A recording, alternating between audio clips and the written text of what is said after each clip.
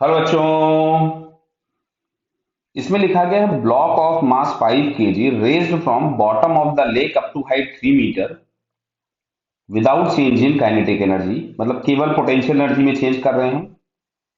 If the density of block is 3000 kg per metre cube then work done by external force is equal to. तो इसको समझने के लिए हम लोगों को पहले देखना पड़ेगा कि जैसे ब्लॉक है, अगर ये किसी भी फ्लूइड के अंदर है, इस पे mg नीचे लग रहा होगा और एक अपथ्रस्ट फोर्स ऊपर लग रहा होगा, और अगर इसको कांस्टेंट वेलोसिटी से लेकर के जा रहे हैं तो जो एक्सटर्नल एजेंट का फोर्स होगा वो हमने ऊपर मान लिया कि एफ एक्सटर्नल ऊपर लग रहा होगा। अगर इसकी वेलोसिटी कांस्टेंट है, मतलब एक्सेलरेशन जीरो है, तो यहां से हम लोगों को मिलेगा F up plus F external is equals to M जी।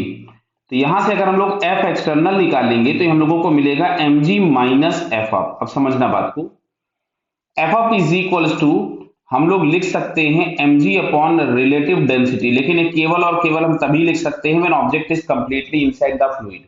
बराबर। तो यहाँ पे दिया हुआ है कि इट इज इनसाइड, तो हम लोगों ने लिख दिया यहाँ से mg minus mg upon relative density. Relative density 3 हो जाएगी। कैसे? इसमें हम लिखेंगे density of object upon density of liquid. तो ये दिया गया था 3000 और वाटर की डेंसिटी होती है 1000, तो ये हम लोगों को रिलेटिव डेंसिटी मिल गया 3। तो फाइनली हमारे पास ये आ जाता है 2mg/3। मतलब जो एक्सटर्नल फोर्स हम लोगों को जरूरत हुआ वो 2mg/3। कांस्टेंट था तो work done is equal to simple हम F इंटू डी लिख दें। तो ये हमारे पास आ गया 2mg/3 और डिस्टेंस दिया था 3, तो 3 से 3 हमने कैंसिल कर दिया। अब जरा वैल्यूज हम लोग पुट कर लेते हैं। तो 2, अच्छा मास कितना दिया हुआ है ब्लॉक का? देखिए मास दिया हुआ है 5 kg। कितना दिया है?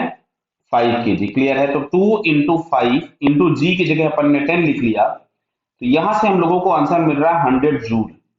तो 100 जूल अगर हम लोग चेक करें तो 100 जूल हम लोगों को यहाँ पे ए ऑप्शन में दिखता है। So it's correct answer is a. Okay बेटा, ऑल द बेस्ट।